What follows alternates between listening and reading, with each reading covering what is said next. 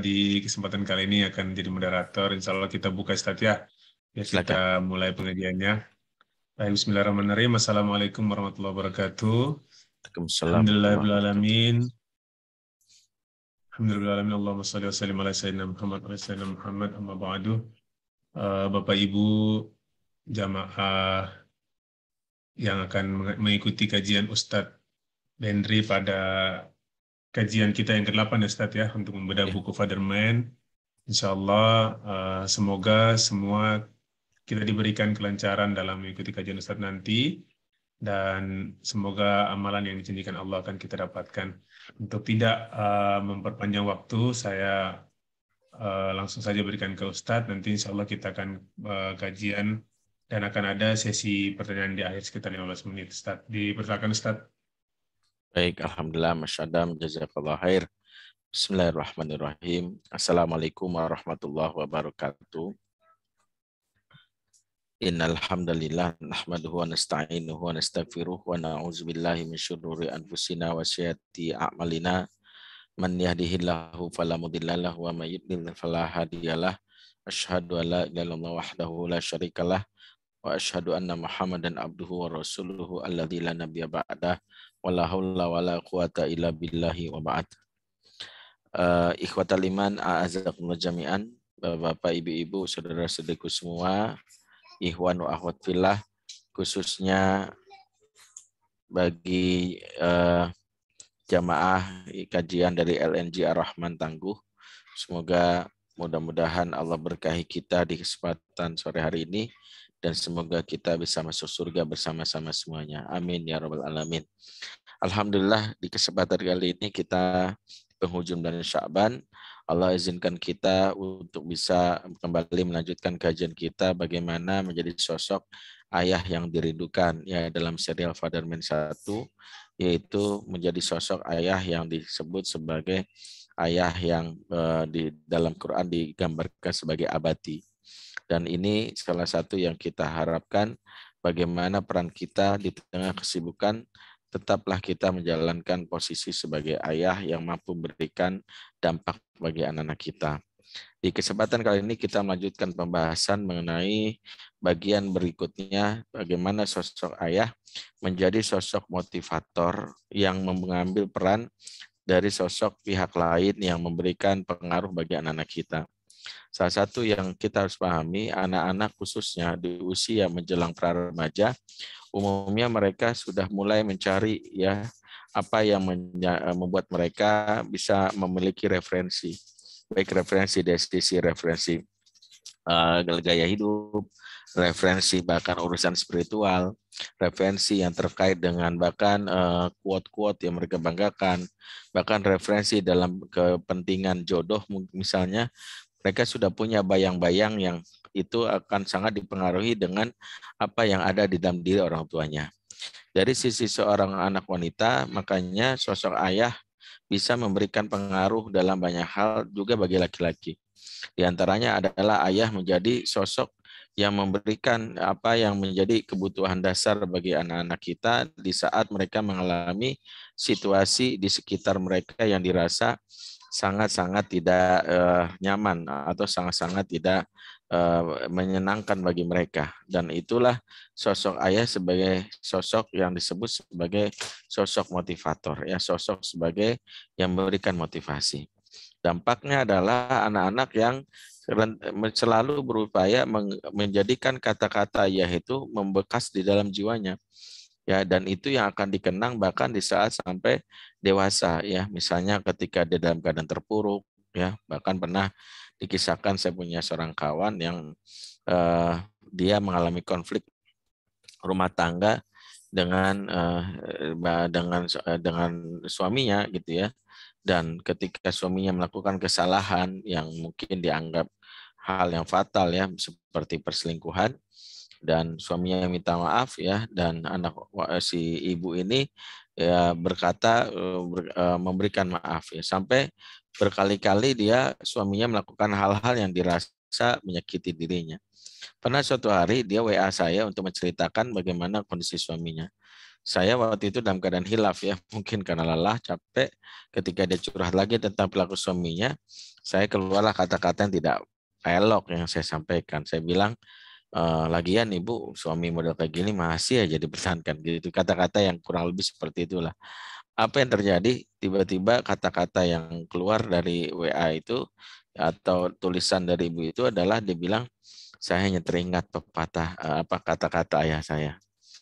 Kata ayah saya, tidak ada satupun laki-laki yang sempurna, dan ketika laki-laki melakukan kesalahan, itu pun bukan kesalahan 100% milik dirinya. Pasti ada kontribusi kesalahan kita. Dan itu yang saya selalu ingat, sehingga saya berusaha di setiap kesalahan suami, saya akan memperbaiki diri saya. Itu membuat saya selalu berusaha untuk memperbaiki rumah tangga saya. Saya bersyukur saat itu, saya kaget, wow menurut saya, bagaimana dia menemukan esensi dari perjalanan rumah tangganya justru dari mana? Dari figur ayah yang dalam tanda kutip telah wafat saat itu. Ya, bahkan waktu saya pulang kampung pun saya juga mengalami kasus yang kurang lebih sama. Seorang ibu ya, seorang nenek yang saya lihat itu luar biasa ya, dia ya umurnya 70 tahunan, dan saya ngelihat pada saat itu dia setiap lagi ngobrol tiba-tiba suaminya teriak ya, suaminya sakit-sakitan tapi selalu teriak, dan dia selalu caci maki suami dengan sebutan-sebutan yang buruk ya, tapi dia hanya senyum sambil bilang iya iya apa sih gitu ya, suaminya mau apa gitu. Sampai saya mencoba mengetahui ya, hebat ya, luar biasa gitu. Sampai suatu saat ya lagi keadaan suaminya lagi tidur, saya sempat nanya gitu, Nek, ini cinta banget sama kakek gitu ya. Nah, dia menjawab dengan kata bahasa yang sangat filosofis. Kata dia, emang cinta itu apa? Dan nenek ini dijodohin umur 14 tahun ya. Dulu orang-orang dulu kan nikah singkat umurnya apa sangat belia ya, 14 tahun. Dan saat itu nenek cuma dikasih tahu sama almarhum bapak. Ya kebetulan si kakek dan suaminya ini bedanya sekitar 10 tahunan. Jadi kalau nenek umur 70-an, kakek ini suaminya udah 80. Kata almarhum bapak adalah, kamu nikah itu bukan cari suami, tapi cari teman. Teman sampai surga. Yang namanya teman, baiknya ada, buruknya apalagi. Gitu. Namanya juga teman. Makanya kalau teman melakukan kesalahan, jangan ditinggalkan. Ya, kamu egois kalau meninggalkan temanmu sendirian dalam kesalahan. Jadi ya wajarlah, kata dia. Kurang lebih seperti itu. Jadi ada yang saya ingin katakan, betapa sosok ayah sangat-sangat mempengaruhi kondisi yang sejatinya itulah yang dibutuhkan oleh anak-anak di masa-masa yang sulit ya. Karena kan beberapa riset menyebutkan anak-anak sepanjang hidupnya mengalami 5 masa sulit ya. Yang pertama masa prasekolah. Ya, masa prasekolah itu masa awal, dan itu ada anak-anak yang mutung, yang nggak mau berinteraksi dengan temannya, dia mager, mukanya sampaikan kalau dia ada ibunya dia mau samping ibunya gitu ya. Ternyata sosok ayah yang dekat memberikan suntikan motivasi anak menjadi sosok yang mau ya dalam hal ini mencoba untuk beradaptasi dengan dunia luar. Ya dia akhirnya mau mencoba untuk ketika yang ketemu yang lain dia masih ada rememori. Ayah itu kalau ketemu orang baru itu biasanya Pak, mau kemana Mas gitu ya. Ada pengalaman yang dia terima waktu umur usia dini tersebut. Itu masa pertama. Yang kedua ada masa prasekolah ya. Pra remaja maaf. Yaitu ketika dia hampir kelenjar pituiterinya hampir matang, dan biasanya ada perubahan hormonal ya, membuat ada sisi emosi dia yang agak ya boleh dibilang nggak stabil ya karena itu yang membuat dia cenderung tiba-tiba meledak-ledak atau apa, dan saat itu sangat rentan dia melakukan kesalahan dalam pengambilan keputusan ya, misalnya dia bisa mudah marah atau apa, itu juga yang membuat akhirnya sosok ayah yang menjaga dia misalnya untuk tenang, dia mendapatkan dari bagaimana interaksi dengan ayahnya. Yang ketiga adalah masa remaja, ya masa ketika lebih banyak lagi sisi dia digoda dengan misalnya syahwat yang begitu menggelegak bagi laki-laki, dan kita tahu bahwa itulah ujian bagi laki-laki, bagi yang berat bagi seorang laki-laki khususnya remaja. Bahkan sampai Ibnu Qayyim mengatakan ya, di antara kesibukan setan sepanjang usia manusia, setan itu paling sibuk di 2 masa. Yang pertama saat seseorang dalam ini sebut sakaratul maut ya, yang kedua saat orang memasuki masa remaja. Jadi saat itulah setan berusaha untuk menggoda manusia. Makanya di masa ketika remaja digoda dengan ajakan untuk maaf ya, untuk mabok, ngerokok, bahkan melihat film porno, yang dia ingat adalah kata-kata ayah itu. Kata ayahku, diajak ngerokok, dia bilang, sorry gue ngerokok. Sekali doang, gitu. Enggak gue ngerokok. Sekali doang, gitu temannya, enggak gue ngerokok. Dasar lu bencong. Enggak ah, kata bapak gue justru bencong banyak ngerokok. Gitu. Jangan marah ya, kata bapak gue. Jadi kata bapak gue itu sangat relevan untuk anak-anak yang menjadikan ayah itu sebagai sosok motivator di saat masa sulit. Yang berikutnya yang keempat adalah masa disebut masa pranikah ya, bagaimana dia memilih pasangan hidup khusus bagi anak perempuan. Dia tidak terjebak dalam rayuan laki-laki yang pandai merayunya karena dia figur yang dia pilih cuma dua saja. Kalau enggak kayak ayahnya, minimal pilihan ayahnya gitu aja. Kayak ayahnya atau pilihan ayahnya itu selesai bagi dia. Kalau misalnya bukan kayak ayahnya, minimal ayah dalam hal ini ayahnya yang mencarinya. Misalnya ayah senang banget sama dia, mau nggak kamu jodohin gitu. Itu pilihan ayah, ya mau gitu. Itulah yang kita pahami bagaimana pilihan ayah itu ada sesuatu yang menjadi dasar seorang Fatimah juga misalnya menerima pinangan Ali, dan itu karena antara Fatimah dan baginda Nabi pun sudah ada koneksi, bagaimana dia tahu perasaan Fatimah sama Ali, dan Fatimah pun juga memiliki ketaatan ya, apapun pilihan ayah dia siap. Jadi saling memahami dalam hal ini. Yang kelima adalah yang kita pelajari, sosok yang kita bisa pelajari dalam hal ini, sosok ayah itu berada menjadi sosok pahlawan di masa yaitu krisis pernikahan. Ya umumnya di 5-10 tahun pernikahan pertama. Tapi bisa jadi di fase-fase sebelumnya juga ada sosok yang membantu anak-anak melewati pada saat dewasa masa krisis, yaitu adalah ayahnya. Jadi 5 masa krisis. Nah, apa yang membuat seorang anak itu lebih berbekas perkataan ayahnya? Di antaranya adalah ada dua hal yang memberikan dampak bagi jiwanya. Yang pertama adalah apa yang disebut kredibilitas atau akuntabilitas, kredibilitas lah boleh tepatnya. Yang kedua adalah momentum. Apa yang dimaksud kredibilitas? Kredibilitas adalah ayah yang sejatinya membuat anak merasa ya dia layak untuk ditiru. Anak merasa bahwa sosok ayah memang sosok yang layak dicontoh.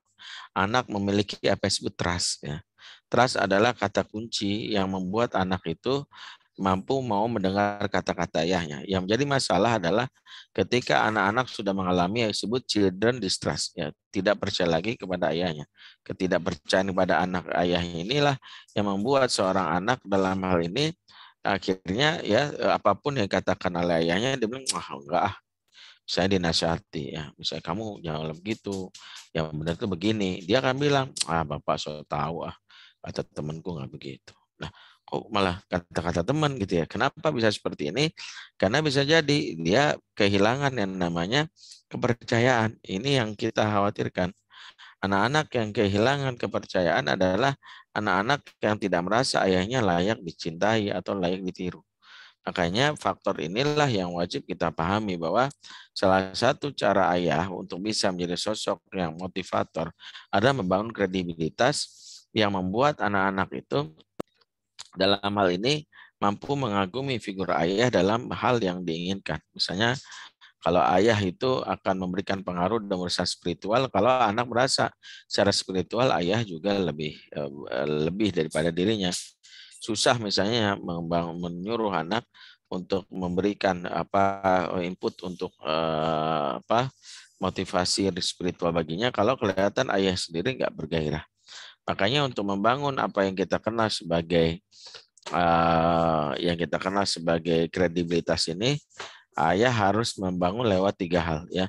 3 hal yang ayah lakukan. Yang pertama yaitu ayah berusaha membangun kredibilitas dengan apa yang didengar anak tentang ayahnya. Apa yang didengar anak tentang ayah ini penting karena banyak ayah yang mengabaikan bahwa lisan anak itu ayah itu dicintai dan dibanggakan tergantung apa yang didengar anak tentang ayahnya. Mulai anak mendengar figur ayahnya dari sosok siapa? Orang terdekat anak yang juga terdekat ayah, yaitu adalah ibu. Ibu dalam hal ini sangat menentukan nih. kebangun kredibilitas ayah. Kalau ibu dalam hal ini tanpa sadar mengatakan, yalah papa kamu percaya, udah kenyang mama sama kata-kata palsu dari bapakmu. Maka susah untuk anak itu dalam hal ini menjaga apa yang disejatinya membuat dia merasa kagum dengan ayahnya. Ya kenapa?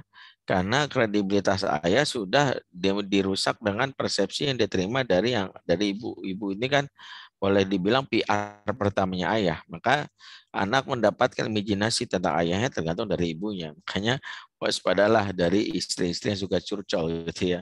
Ini buat para ayah nih khususnya yang jarang pulang, hati-hatilah kalau istri menyebutkan hal-hal yang mungkin dari suasana hatinya itu juga memberikan pengaruh bagi anak ya. Di antara yang kita bisa lihat ya, bagaimana kenapa Islam menghubungkan hubungan antara suami istri dalam hal ini mempengaruhi pengasuhan. Di antaranya adalah istri yang tersakiti akan tanpa sengaja menceritakan hal-hal negatif tentang ayahnya dan itu akan mempengaruhi kredibilitas ayahnya. Banyak anak-anak yang katakanlah maaf kata ayahnya ustadz misalnya. Tapi ketika dia mendapatkan sosok ayahnya yang dia dengar dari ibunya, misalnya dia bilang, mama ini sakit hati nak, bapak kamu benar-benar deh misalnya. Maka meskipun ayahnya digelari ustadz ya atau kiai besar, tapi suara ibu yang membuat dirinya merasa terzolimi, membuat sang anak tidak lagi percaya. Setiap ayah yang ngomong, oh, bullshit gitu ya, bohong ya, saya nggak percaya ayah. Padahal bisa jadi sampaikan ayahnya sesuatu yang bisa jadi jelas. Kalau Allah, kalau Rasulullah. Maka waspadalah dalam hal ini dari apa yang merusak yang namanya kredibilitas lewat lisan ibu ya. Kayak pentingnya seorang ayah juga memastikan bagaimana kondisi mental dari istri yang pada saat dia pergi, pada saat ditinggalkan. Setidaknya bagaimana membuat istri ridho terhadap dirinya atau kepada perilaku atau tindakan ayahnya. Saya sampaikan ini supaya paham bahwa seringkali kita menganggap ridho yang namanya suami yang lebih unggul daripada ridho suami terhadap istri lebih diunggulkan daripada ridho istri kepada suami. Padahal hakikatnya dua hal ini sama-sama dibutuhkan. Ridho suami terhadap istri mungkin lebih kepada faktor yang kita kenal sebagai faktor spiritual atau faktor syar'i ya, bahwa seorang istri wajib mendapatkan ridho suami, tapi seorang suami pun wajib mendapatkan ridho istri. Ya, dan ini adalah kewajiban, bukan kewajiban syar'i tapi karena kewajiban pengasuhan. Karena seorang istri enggak ridho sangat rentan untuk merusak kredibilitas sang ayah yang akhirnya membuat anak merasa ayahnya tidak layak untuk dicontoh dan tidak layak untuk ditiru. Maka di antara hal yang membuat seorang Ismail kagum sama ayahnya yang jarang pulang, yaitu adalah Ismail mendapatkan figur ayah lewat lisan Hajar yang hal-hal yang diceritakan Hajar tentang ayahnya ada hal yang positif. Ya, di antaranya ketika suatu hari Ismail nanya, "Man abi ya umi?" Ibuku ayahku tuh siapa sih Mi, kira-kira gitu. Maka jawaban dari seorang Hajar itu adalah inna abaka siddiqon nabiyan wal imamul muwahhidin. Sesungguhnya bapakmu seorang nabi yang jujur dan pemimpin orang-orang bertauhid. Jadi apa yang disampaikannya sampai segitunya memberikan pengaruh. Ya, jadi ini menjadi seorang yang membuat seorang Ismail kagum. Di antaranya kenapa seorang Hajar meskipun ditinggalkan dalam keadaan tidak tanaman, dia tetap merasakan sosok sosok yang baik karena memang dia sudah ridho terhadap apa yang dilakukan suaminya. Bahkan dalam riwayat ketika sempat dia protes menunjukkan masih ada ganjalan di hati ketika suaminya misalnya tiba-tiba pergi dan meninggalkannya di negeri tandus, dia sempat bertanya, betulkah engkau tinggalkan kami di sini suamiku? Dia tanya sekali lagi, betulkah engkau tinggalkan kami di sini? Sampai akhirnya dia pun dapat insight yang membuat dia merasa nyaman dengan apa yang dilakukan suaminya. Dia tanya, Allah amaruka bihadza, apakah Allah merintahkan kau? Maka dijawab, na'am, iya. Maka disitulah dijawab, jika Allah memerintahkan tidak mungkin Allah menyanyiakan kita. Berangkatlah suamiku, aku ridho. Nah ini kita pelajari bahwa ridhonya seorang istri juga mempengaruhi. Ya. Nah, ini poin pertama. Yang kedua adalah bab apa yang didengar. Apa yang didengar juga termasuk bagaimana seorang ayah memperhatikan apa yang sejati dengar anak tentang dirinya lewat misalnya lisan teman kerja ini juga hati-hati. Mohon maaf, makanya ayah yang berkhianat terhadap pekerjaan, berkhianat dalam pertemanan, itu bisa memberikan pengaruh pada pengasuhan. Misalnya anak yang misalnya ketemu teman kita yang di jalan. Anak siapa? Anaknya ini. Wah, bapak kamu tuh ya yang tukang catut, tukang korupsi ya. Bapak kamu tuh yang biasanya. Jadi hal-hal buruk yang ceritakan itu, apalagi kalau sifatnya sudah jadi berita, itu sangat mempengaruhi kondisi mental dan kondisi psikis anak. Sehingga banyak anak yang mungkin bisa jadi seorang anak yang akhirnya lebih banyak, dia akhirnya tidak muncul rasa kagum karena bagaimana teman-teman dari ayahnya sendiri bersaksi bahwa sosok ayah ini sosok yang menyebalkan gitu. Sebaliknya, berbuat baik kepada lingkungan kerja, menjadi karyawan teladan, sampai akhirnya membuat orang lain merasa nyaman dengan kita. Ya sampai akhirnya ketika anak kita bertanya misalnya, ditanya misalnya sama teman kita, kamu anak siapa? Anaknya Pak Bugi misalnya. Oh, Pak Bugi yang baik itu ya, yang ngumrohin kita, yang ngasih banyak hadiah buat kita. Masya Allah. Jadi sesuatu yang membuat akhirnya orang anak tuh merasa bangga. Lagi-lagi lisan yang didengar itu memberikan pengaruh pada anak dalam hal ini mengagumi ayahnya, dan itu syarat menjaga kredibilitas. Makanya kenapa baginda Nabi SAW itu menjaga betul kredibilitasnya di hadapan yang lain, di hadapan sahabat, karena itu yang membuat anak-anaknya, terutama Fatimah, kagum kepadanya, dan itu memang wajib dilakukan karena beliau juga ada sosok Nabi yang pasti diikuti, kan begitu ya. Yang kedua adalah bagaimana seorang dalam hal ini, yang kedua adalah apa yang dilihat. Kredibilitas itu termasuk apa yang dilihat. Kalau kita lihat anak-anak kita misalnya melihat ayahnya saat bertemu, tidak nampak sesuatu yang membuat dia kagum, perilakunya yang bertentangan, ya. Misalnya ayah yang kadang-kadang bete, ayah yang kadang-kadang gampang marah, atau ayah yang dalam hal ini ya tidak membuat dia kagum, misalnya bahkan dia melihat ayahnya misalnya bersikap buruk kepada ibunya, atau ayah yang misalnya bikin malu lah, bikin malu, misalnya dilihat ayahnya, ya Allah ayah di muka umum malah telanjang dada gitu ya. Kenapa sih ayah begini, malah bikin malu. Ayah yang misalnya kadang-kadang bersikap yang melanggar aturan di masyarakat, dan itu malah anaknya memahami, malah bikin malu. Ketika anak melihat ayahnya dan ayahnya melakukan sesuatu yang bikin malu, maka ini juga mempengaruhi nanti kredibilitas ayah di depan anak. Makanya mengapa kita harus memahami seorang ayah wajib jaga marwahnya di depan anak-anaknya. Boleh cair, boleh dalam hal ini tetaplah kita menjadi ayah yang lucu, mungkin sebagaimana yang dengan anak-anak kita. Tapi kalau kita tidak mampu yang namanya membangun ya rasa percaya anak, kredibilitas anak itu rusak karena kredibilitas ayah rusak karena perilaku ayah, maka dilihat oleh anak, maka ini akan membuat anak-anak lagi-lagi tidak percaya. Ya, itu yang kedua. Dan yang ketiga yang kita pelajari adalah kredibilitas itu bisa dibangun dengan apa yang diprasastikan. Apa yang diprasastikan, apa maksudnya? Yaitu ketika seorang ayah dalam hal ini ya meninggalkan sesuatu yang memberikan pengaruh sebagai kenang-kenangan seperti foto atau bukti-bukti seperti ijazah atau mungkin piagam penghargaan. Misalnya ayah ingin memberi motivasi bahwa ayo nak rajin olahraga, yo kamu harus berolahraga. Anak akan melihat ayah emang rajin olahraga. Anak akan melihat dari Allah, ayah ada fotonya dulu pernah lari ya, bukan lari dari kenyataan gitu ya, ayah benar-benar lari gitu ya. Ayah misalnya sosok yang dikenal, wah ayah dulu pernah main bola ya, bukan jadi bolanya, jadi strikernya gitu ya, bukan ditendang tapi yang menendang.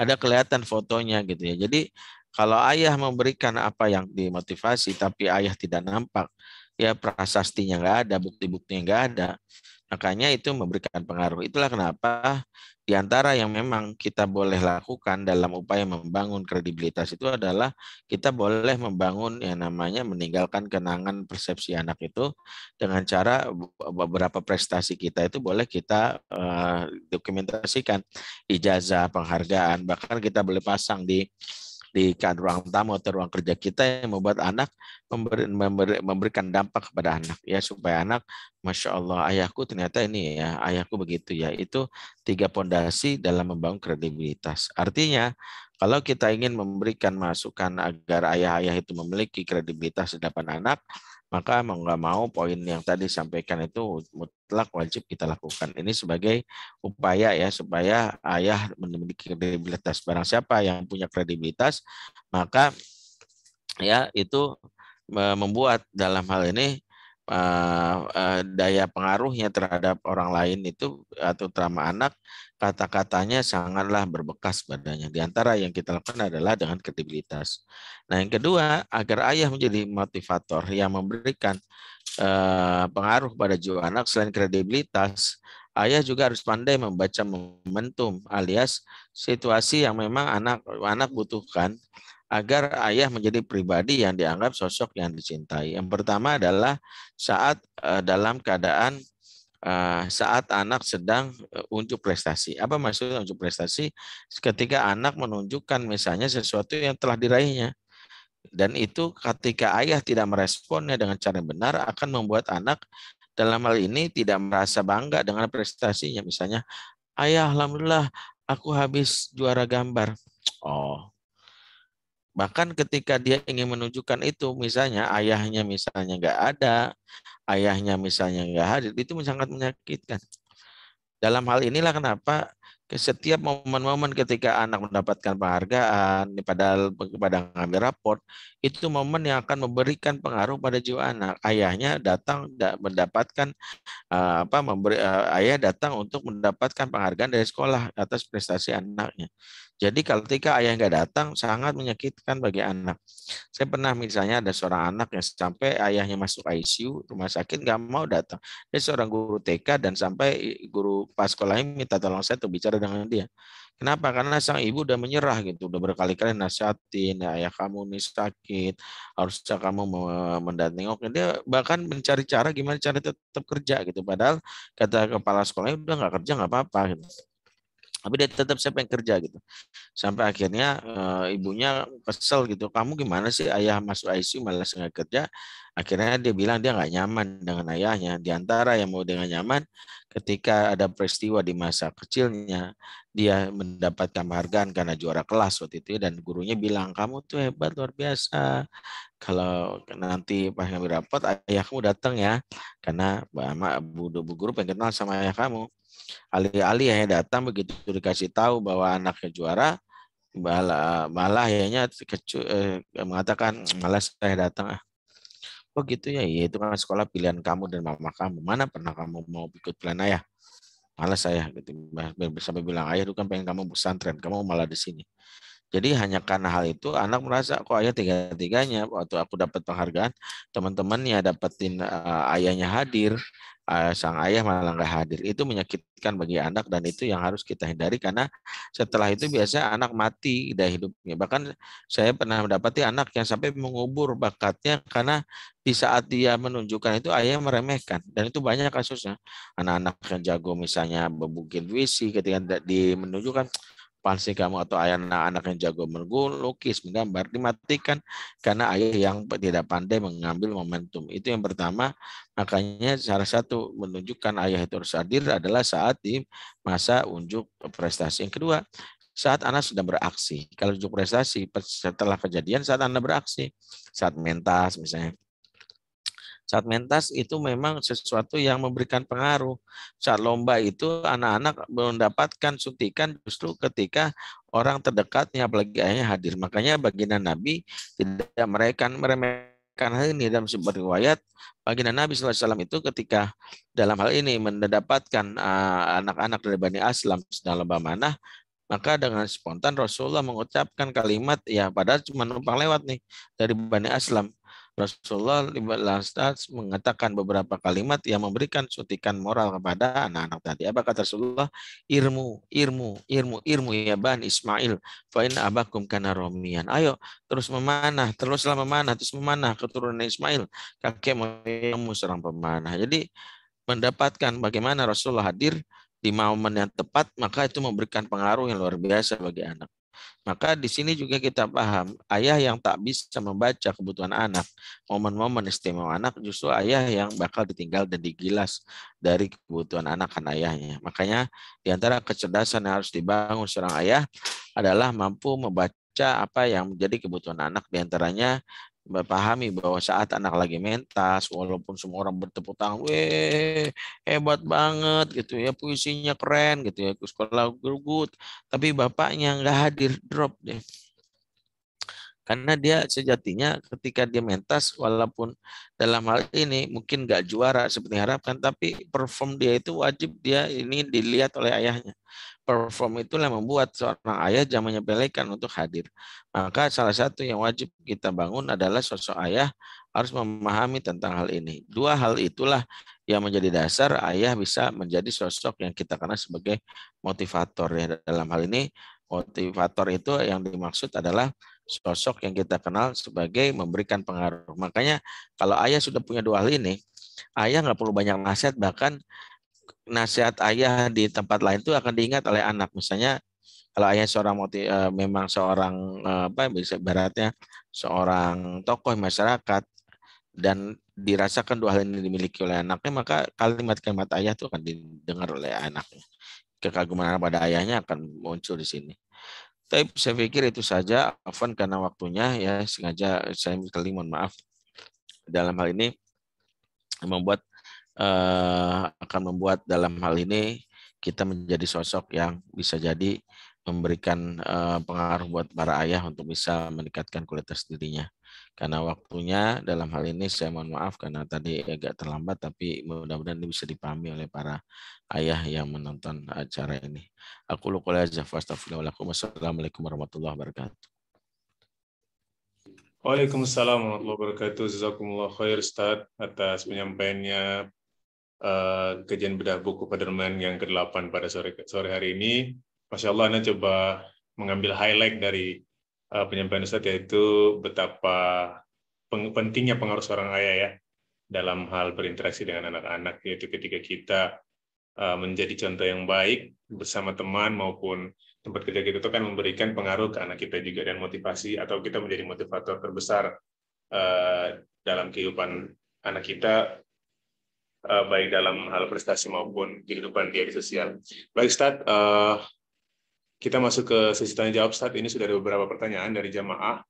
Anda coba bacakan Ustaz satu-satu ya. Ada sekitar 4 nih yang masuk Ustaz. Yang pertama ini adalah dari Bayu.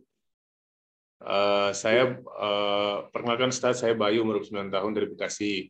Pertanyaannya adalah beliau memiliki 2 anak perempuan berusia 2 tahun. Anaknya sering menangis tanpa sebab Ustaz.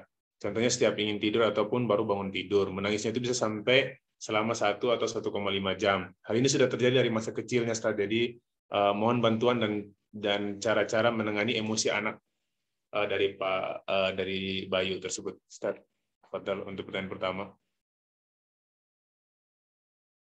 Baik ya, jazakallah khair buat Pak Bayu atau siapapun yang mengalami kondisi ini. Pahami ada fase anak mengalami yang disebut kolik ya. Kolik itu kalau kita baca literatur akademik, anak yang memang mengekspresikan sesuatu dengan nangis tanpa perlu kita cari alasannya. Apakah dia mungkin karena nangis itu reaksi yang kita kenal reaksi fisiologis. Karena dia ingin menangis gitu ya, karena menangis saja, dan itu belum tentu karena dia kejepit atau karena apa, karena dia menangis ya, dan itu yang dibutuhkan sebenarnya cuma kesabaran aja, karena ibaratnya anak itu punya baterai yang kadang kalau obatnya juga ada. Sikap kita yang mungkin dalam hal terburu-buru ya, mungkin membentaknya, yang jelas kalau itu terjadi tidak ada tindakan kita lakukan kecuali adalah satu ya memberikan rasa aman dan nyaman, misalnya mendekapnya ya atau memeriksa hal-hal yang mengganggu rasa nyaman, entah itu misalnya 3 hal yang kita bisa periksa. 1, suhu ruangan ya, yang kedua adalah kondisi kelembapan bagian area vital ya, yang ketiga adalah kondisi perut ya, dalam hal ini apakah dia lapar atau kenyang. Di luar itu kalau kita lihat misalnya nggak ada fisik yang terluka atau misalnya tangannya juga nggak ada, itu yang disebut kolik ya.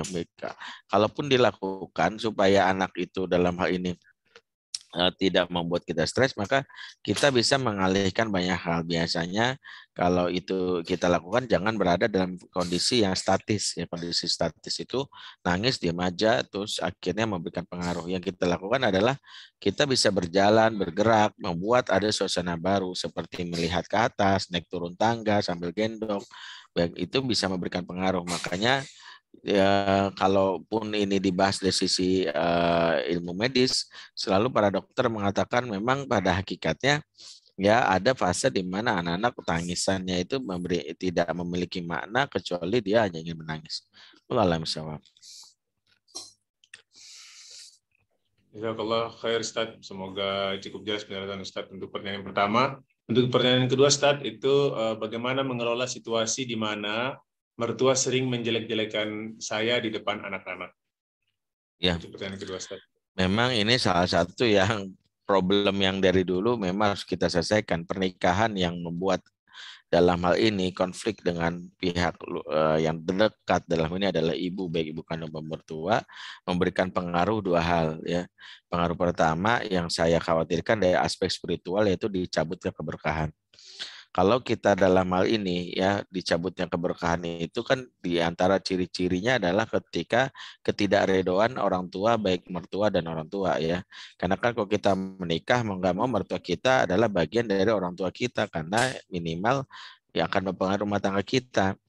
Para ulama menyimpulkan ketika menyebutkan di rahasia keberkahan Nabi Isa dalam surat Maryam 30, 31, 32 disebutkan bagaimana kunci-kunci keberkahan itu beliau sebutkan wa ja'alani mubarakan aina ma kuntu, dan Allah menjadikan hidupku berkah dimanapun aku berada, wa awsani bi sholati wa zakati ma dumtu hayya, dan Allah mewasiatkan aku sholat dan zakat sepanjang hidupku. Di ayat 32-nya Nabi Isa berkata ya disebutkan dalam firman Allah ini wa barram bi walidati, dan aku berbuat baik kepada kedua orang tuaku. Dalam ayat ini Allah memberikan sebuah isyarat pintu-pintu keberkahan yang dibuka lewat adanya berbuat baik kepada orang tua.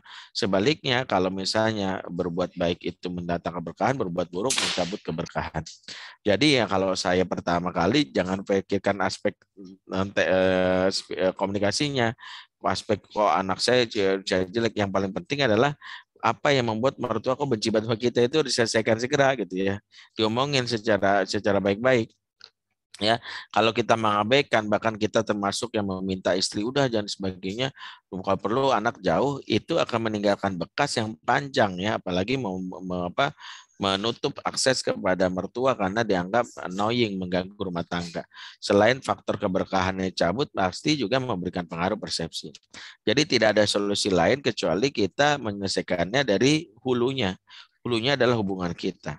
Ya berarti apa yang membuat mertua berprasangka buruk? Dua hal biasanya adalah ketika kita nggak memberi manfaat ya, yang kedua kita banyak ya menuntut ya. Jadi itu hal itu yang harus kita evaluasi. Kalau kita banyak memberi, dianggap memberikan manfaat ya, ditambah kita juga tidak banyak menuntut, itu biasanya membantu anak orang mertua memperbaiki hubungan dengan kita.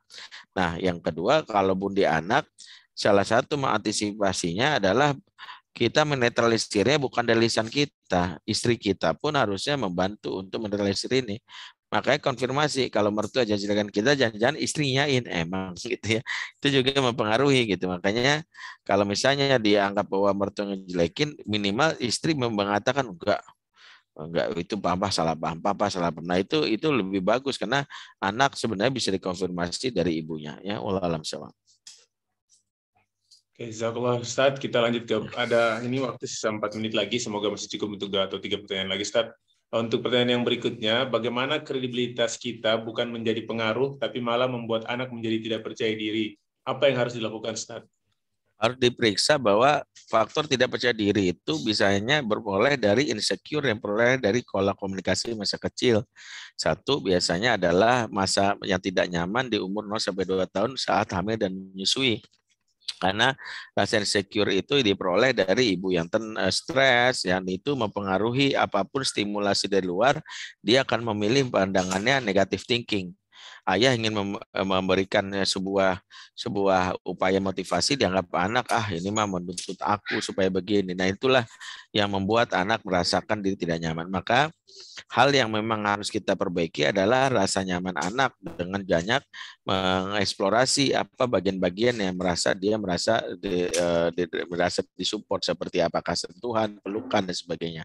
Yang kedua, pola komunikasi yang bisa jadi menetap di kepala anak yang membuat dia makin tidak nyaman dengan cara memberikan kredibilitas itu. Dia merasa dia dituntut, khawatirnya seperti ayah. Bisa jadi ada pola komunikasi yang tanpa sadar muncul, seperti komunikasi yang Ibu Eli Risman katakan sebagai komunikasi yang tidak patut, ya, yaitu dengan cara membandingkan, misalnya papa aja bisa, masa kamu enggak. Nah, itu membuat anak merasa lah memang harus sama seperti papa misalnya. Itu komunikasi maksudnya motivasi tapi malah menjatuhkan, karena hakikatnya manusia nggak suka dibandingkan, ya. Saya misalnya ketika dibilang apa, Bi itu masa suami tetangga tuh mau beliin ini, masuk Abi enggak, saya akan bilang nikah aja sama suami tetangga, bisa gitu. Karena manusia itu hakikatnya memang nggak suka dibandingkan, ya. Kita bilang sama istri kita, Bu Aminah tuh, lihat tuh dia pagi-pagi berdandan begini. Dia akan tersinggung. Padahal masuk kita motivasi. Makanya ketika kita membuat sebuah perbandingan, ya apa motivasi, jauhkan dari kata perbandingan.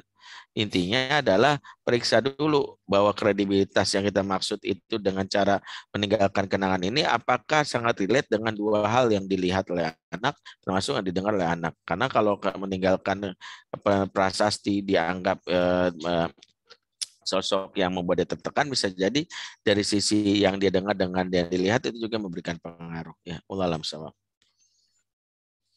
Oke, Ustadz. Satu lagi terakhir, Ustadz. Baik. Mengingat waktu udah hampir selesai.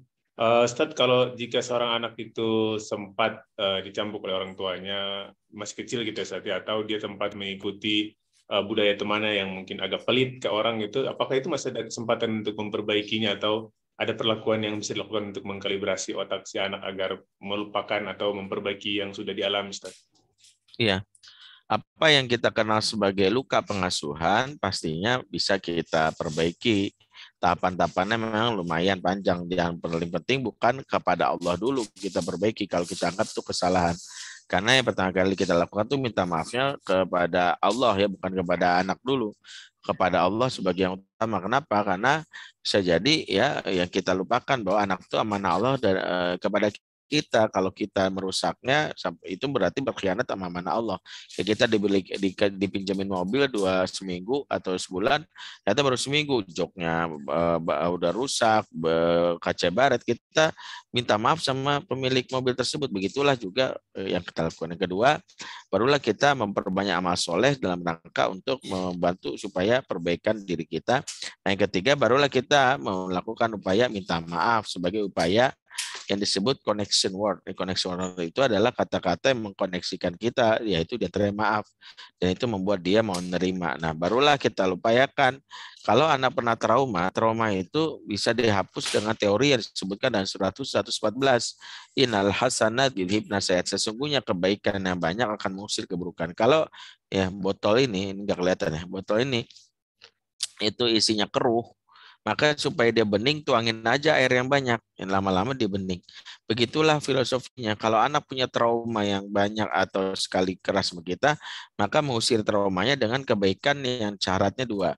Satu, intensif alias istimror. Yang kedua adalah ekstrim, ya. Kita berikan sesuatu yang bikin dia speechless.